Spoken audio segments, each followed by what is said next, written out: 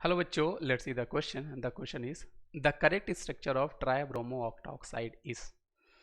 तो सबसे पहले बेटा इस क्वेश्चन को सॉल्व करने के लिए हमें ये पता होना चाहिए जो हमारे पास ट्राइब्रोमो ऑक्टाऑक्साइड होता है ना, वो आपका एक तरह का होता है न्यूट्रल मॉलिक्यूल. वो हमारा हुआ करता है बेटा न्यूट्रल मॉलिक्यूल्स. अब न्यूट्रल मॉलिक्यूल्स कहने का मतलब क्या है बेटा, उसमें किसी भी तरह का कोई चार्ज नहीं होगा. तो इस क्वेश्चन को आप बेटा इसी के बेसिस में सॉल्व कर सकते हो.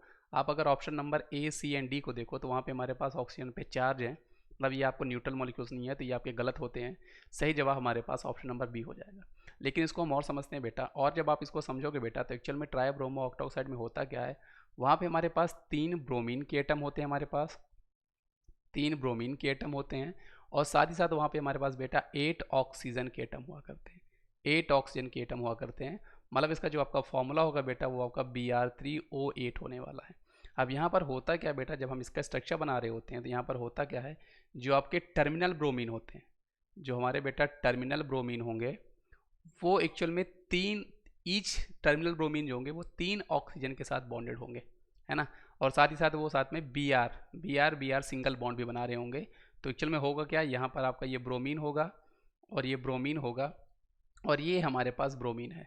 अब आपके जो टर्मिनल ब्रोमीन होंगे, जैसा कि मैंने आपको बताया बेटा, वो 3 ऑक्सीजन के साथ बॉन्डेड होंगे. तो ये आपका 3 के साथ बॉन्डेड होगा, double bond oxygen, double bond oxygen and double bond oxygen.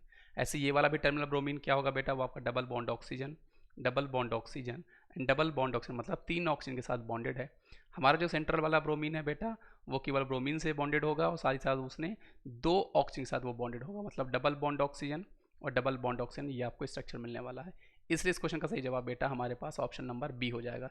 तो इस क्वेश्चन को सॉल्व करने के लिए बेटा आपको ये डेटा पता होना चाहिए था कि एक्चुअल में हमारे पास कितने एटम प्रेजेंट होते हैं, साथ ही ये मॉलिक्यूल हमारा होता कैसा. तो ये आपका न्यूट्रल मॉलिक्यूल्स होता है. तो आई होप आपको ये कॉन्सेप्ट समझ में आएगा बेटा. इसका सही जवाब हमारे पास ऑप्शन बी था. Thank you.